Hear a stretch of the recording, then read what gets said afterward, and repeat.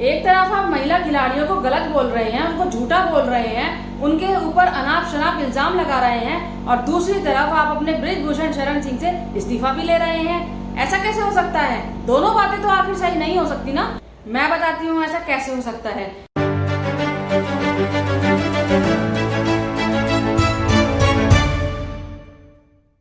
Hello and welcome दोस्तों, मैं हूं वंदना और आप देख रहे हैं लीगल चॉइस। दोस्तों, ये तो आप सभी जानते हैं कि कर्नाटक चुनाव में भाजपा की बहुत ही बुरी तरीके से हार हुई है और कांग्रेस ने भारी बहुमत से जीत हासिल की है।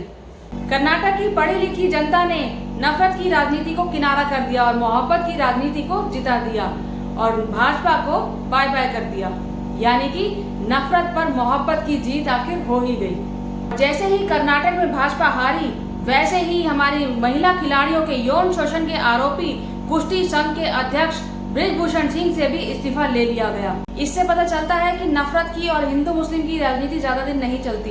जनता उसी को चुनती है जो उनके जमीनी मुद्दों की बात करता है, जो कि जनता के हित की बात करता है, जो शिक्षा, बेरोजगारी, महंगाई, महिला सुरक्षा के मुद्दों पर बात करता है।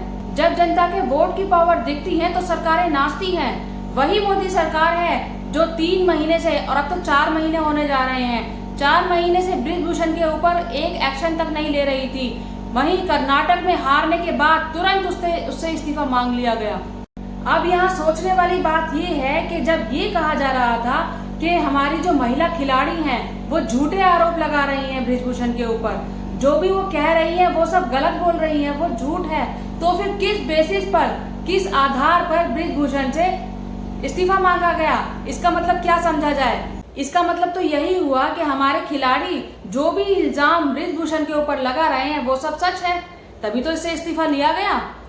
अब अगर महिला खिलाड़ियों के आरोप के आधार पर बृजभूषण से इस्तीफा मांगा गया तो फिर क्यों उनको बदनाम करने की कोशिश की गई? क्यों उनको जाति में विभाजित करने की कोशिश की गई? क्यों उनको पॉर्न स्टार कहा गया? क्यों उनके साथ दिल्ली पुलिस के द्वारा इतनी बर्बरता करवाई गई?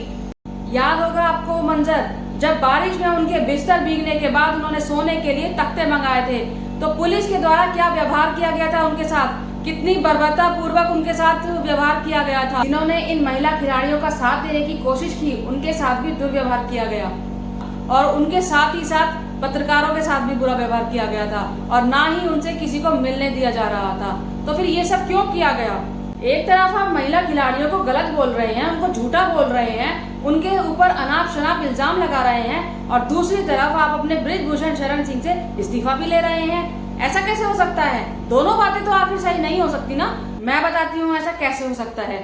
ऐसा इसलिए हुआ क्योंकि कर्नाटक में बुरी तरीके से हारने के बाद भारतीय जनता पार्टी को ये बात अच्छे से समझ में आ गई कि हिंदू मुस्लिम और नफरत की राजनीति तो ज्यादा दिन चलने वाली है नहीं, और कर्नाटक और केरल जैसे राज्यों में तो बिल्कुल भी नहीं। और उनको ये भी समझ में आया कि महिला खिलाड़ियों के मुद्दे पर जनता उनसे नाराज है, उनसे गुस्सा है, इस वजह से उनको इतनी बुरी हार मिली है। जो भी हुआ वो हमारे खिलाड़ियों के लिए तो अच्छा था ही, साथ साथ वो हमारे लोकतांत्रिक मूल्यों की भी जीत है। हालांकि हमारे जो खिलाड़ी हैं वो अभी भी शांत नहीं हुए हैं। उनकी मांग है कि बृजभूषण को उसकी करनी की सजा दी जाए, इसलिए वो अपने धरने को अब इंटरनेशनल लेवल तक ले जाने की कोशिश कर रही हैं और उनकी इस कोशिश में कुछ भाजपा समर्थक और कुछ अंधभक्तों को छोड़कर पूरा का पूरा देश इन महिला खिलाड़ियों के साथ खड़ा है। दोस्तों, जनता को पावर हमेशा अपने हाथ में रखनी चाहिए ताकि सरकारें निरंकुश ना हो जाए। ये एक बहुत ही बड़ा उदाहरण है कि निरंकुश होती मोदी सरकार को किस तरीके से जनता ने पटकनी दी है। जनता को किसी भी सरकार का अंधभक्त नहीं होना चाहिए, उन्हें अपना दिमाग खुला रखना चाहिए, अपनी नजर बनाए रखनी चाहिए कि सरकार जो भी काम कर रही है वो हमारे लोकतंत्र के हिसाब से ठीक है भी या नहीं, जनता के मुद्दों पर काम कर भी रही है या नहीं, संविधान के हिसाब से जो जनता के अधिकार बनते हैं उनको वो अधिकार दे भी रही है या नहीं। और अगर वो अधिकार नहीं दे रही है, अगर जनता के मुद्दों पर काम नहीं कर रही है, तो ऐसी सरकार को उखाड़ फेंकना ही बेहतर होता है, क्योंकि धर्म और नफरत की राजनीति से देश नहीं चला करते, देश बर्बाद हो जाया करते हैं, बिल्कुल श्रीलंका की तरह। वो एक बहुत बड़ा एग्जाम्पल है आपके सामने। हमारा जो देश है वो सिर्फ संविधान से ही चल सकता है।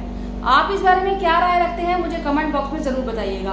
उम्मीद करती हूँ ये वीडियो आपको पसंद आई होगी। अगर मेरी ये वीडियो आपको पसंद आई हो तो इसे लाइक कीजिएगा, शेयर कीजिएगा और मेरे चैनल को सब्सक्राइब जरूर कीजिएगा। जय हिंद। जय भारत।